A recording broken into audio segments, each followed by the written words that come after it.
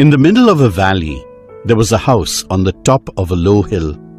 In the house lived a farmer, Lencho, with his family.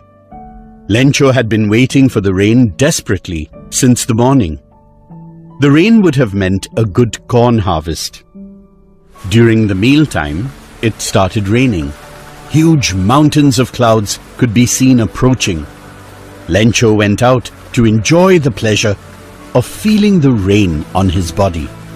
He exclaimed, "These aren't raindrops falling from the sky, they are new coins." Suddenly, a strong wind began to blow, and very large hailstones began to fall. Lencho became worried. He exclaimed, "It's really getting bad now. I hope it passes quickly." But the hailstorm did not pass quickly. It lasted for an hour and destroyed the crop entirely. How do you feel for Lencho's situation? What would you have done if you were in Lencho's place? Lencho was despondent. When the storm had passed, he stood in the middle of the field and said to his sons, "A plague of locusts would have left more than this. The hail has left nothing. This year we will have no corn." That night was a sorrowful night, and nobody in the family knew how they would survive that year. All through the night, Lencho thought of his only hope, God. Lencho believed that God could see everyone's pain and suffering and always helped the needy. So, he decided to write a letter to God. What would you have done in such a situation? Would you have thought of starting some correspondence with God? That Sunday, Lencho wrote a letter to God explaining his miserable condition.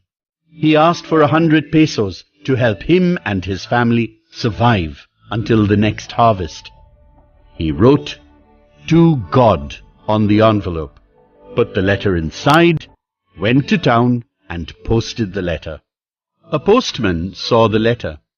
Never in his life had he known such an address. He laughed and took it to the postmaster. The postmaster read the letter and laughed. But immediately he became serious and said, "What faith? I wish I had the faith of the man who wrote this letter. Starting up a correspondence with God?" The postmaster decided to answer the letter, not to let down Lencho's faith in God. But when he opened it, he realized that to answer the letter, he needed something more than goodwill, ink, and paper. He needed money. So he gathered some money himself. Some employees at the post office also contributed. Still, the postmaster could not gather 100 pesos as requested by Lencho. He could collect only 70 pesos. Nevertheless, to help Lencho, he put the 70 pesos in an envelope addressed to him with only a single word as a signature, God. When Lencho came the next Sunday, asking if there was a letter for him, the postman handed him the letter. The postmaster happily and contentedly waited to see Lencho's reaction. Lencho was not shocked or surprised on seeing the letter. Rather, he became angry as he counted the money. He immediately asked for a pen and paper and began writing with much effort. He dropped the letter into the mailbox. The postmaster opened the letter as soon as he could. The letter read, "God, of the money that I asked for, only 70 pesos reached me. Send me the rest, since I need it very much. But don't send it to me through the mail, because the post office employees are a bunch of crooks. Lencho." Thus the story ends. Did you see how the story ends in a satirical manner? The post office employees were the ones who had helped Lencho. In a way, they might even be interpreted as the instruments through whom God helped Lencho.